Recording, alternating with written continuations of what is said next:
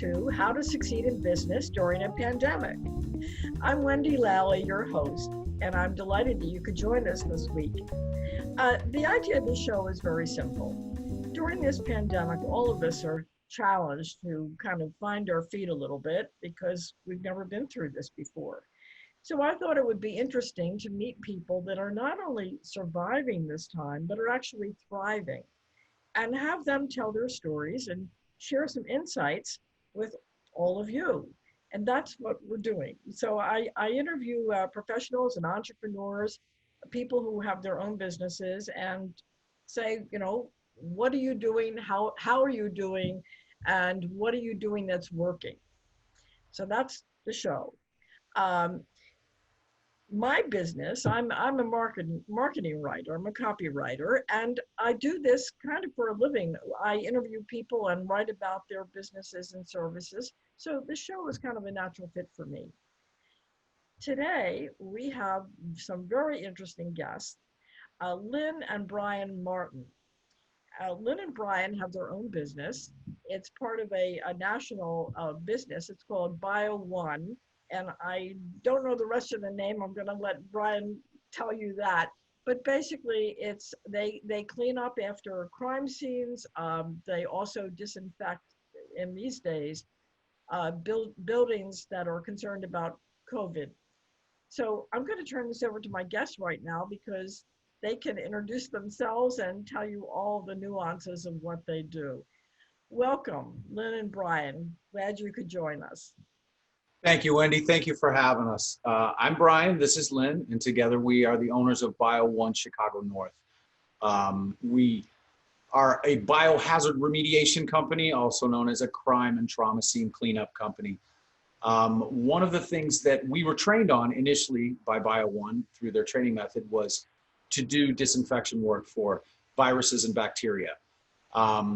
So we've done things in the past, mostly around police stations where they've had people that would come in with C. diff or MRSA. We've dealt with HIV, AIDS, meningitis, tuberculosis, things like that were around long before the coronavirus outbreak of this year. Disinfecting, of course, is just one of the many things that we do. And as Brian mentioned, crime and trauma scenes are really what is our bread and butter. Our motto is help first, business second. When people call us, it is often the worst day of their life. It is something traumatic has happened and they need help and they need it quickly, unfortunately. And they're not price shopping, they're not Google reviewing, they're looking for the first person that's going to get there very quickly to help them take care of a really bad situation.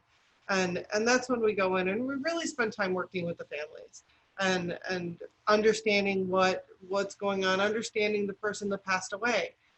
In the case of a homicide or a suicide, that's as traumatic as life gets for people.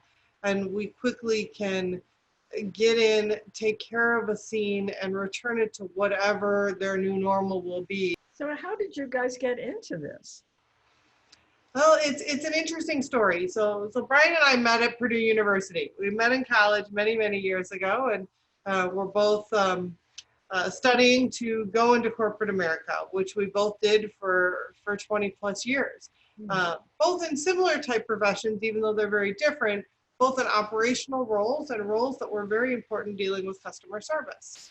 So unfortunately, a time came about 3 or 4 years ago that the company I was working with was shutting down.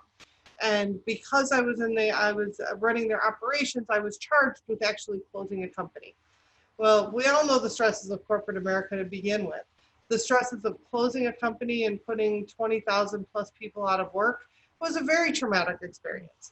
We do things because that's what we're getting paid to do. We go through the steps and we do them well. But at the end of the day, every day I had 10, 15, 20 people leaving, and every day was emotional.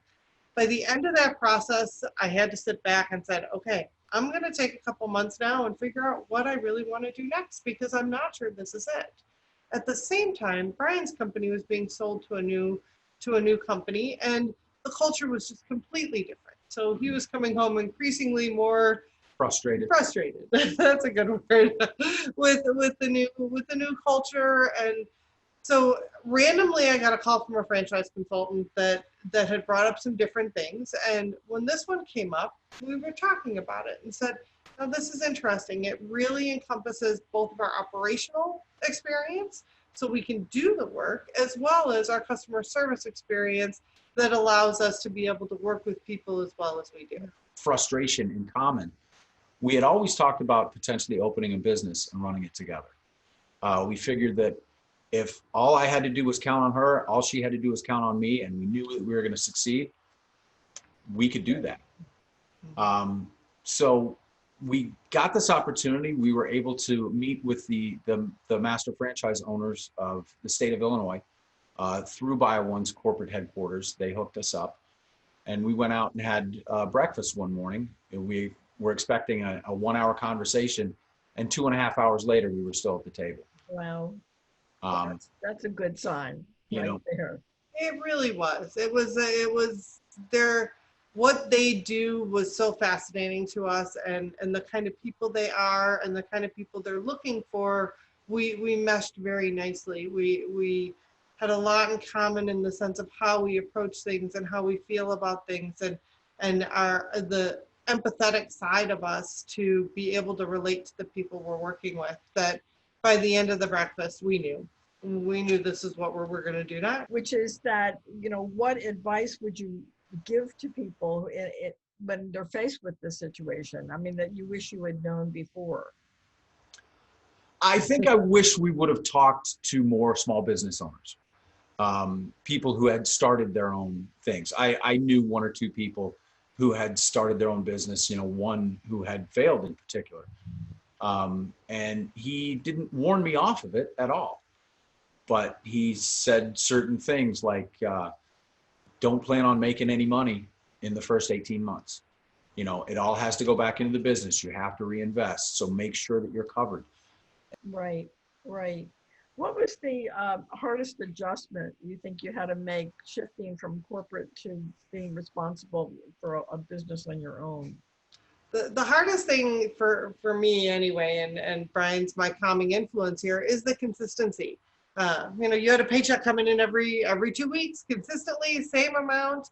And now with your own business, there's weeks you do real well and there's weeks you don't make anything. And adjusting to that inconsistency and being able to be comfortable in that inconsistency can be hard. When you own your own business, yes, you have to be self-motivated. You got to be a self-starter, and you've got to be able, like Lynn said, to handle the swings. I was going to ask too, what changes have you seen in your business during this period? But you kind of started, how long were you in business before COVID hit? 2 years. As much as you hate to say it, it tilted right into our wheelhouse, and right. and was able to keep us very busy for the first couple months when a lot of people had no business at all. Well, one of the things about our business is that it's somewhat recession proof. And not that we're in a recession right now, but it's the same kind of thing. Right. People don't stop dying because of COVID, whether it's unattended or suicide or whatever the situation might be. Hoarders don't stop hoarding because of COVID. Mice don't stop infesting places because of COVID. But hoarders are,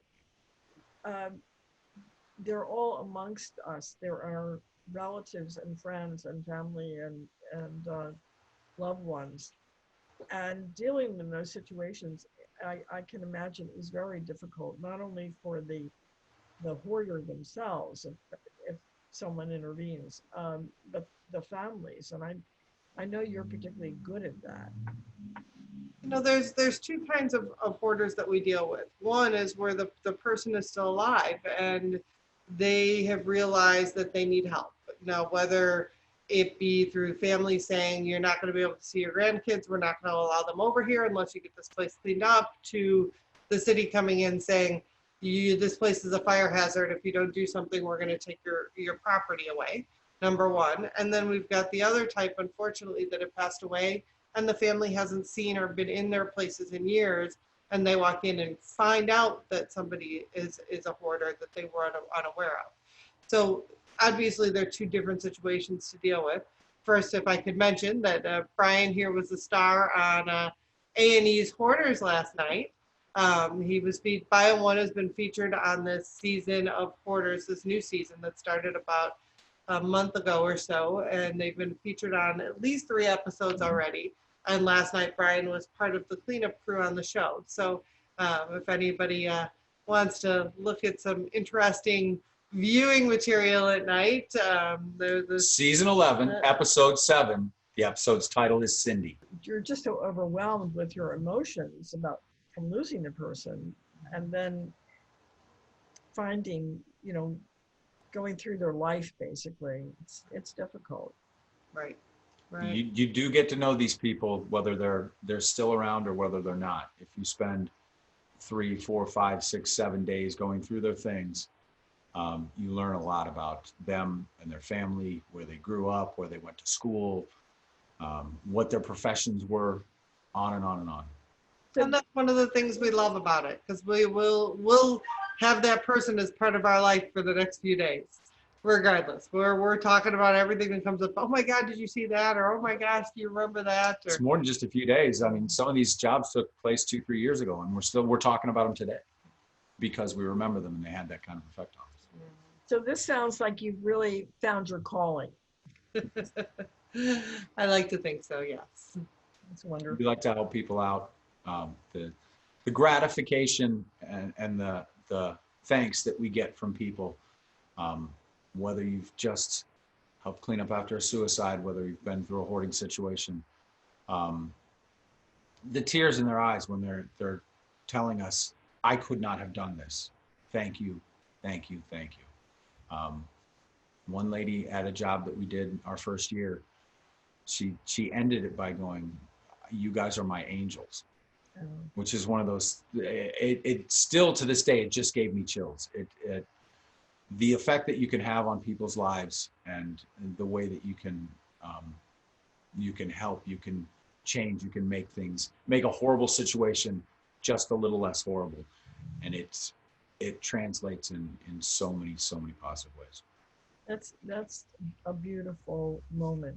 It really is. And I'm gonna end this on that, because I don't think we can top that, for one thing, but also we are coming toward the end of our 15 minutes.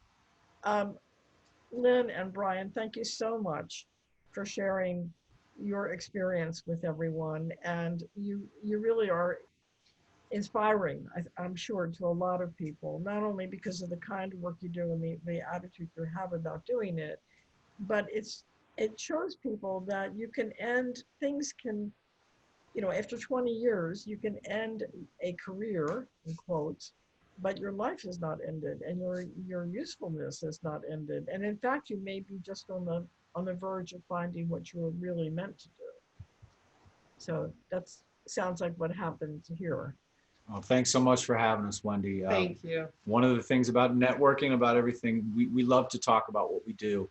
That's how we spread information about what it is that we do, and it's how we get to know people and they get to know us. Whether it's an unattended death or a hoarding situation or whatever, we always like to have people feel like they can trust us in their home, in their environment, without judgment, and that they know that we're there to help. So that's why we do what we do.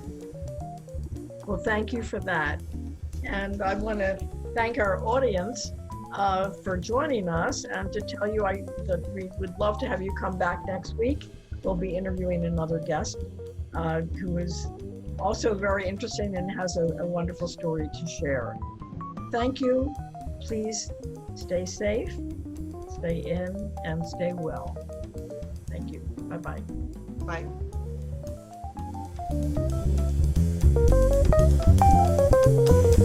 Bye.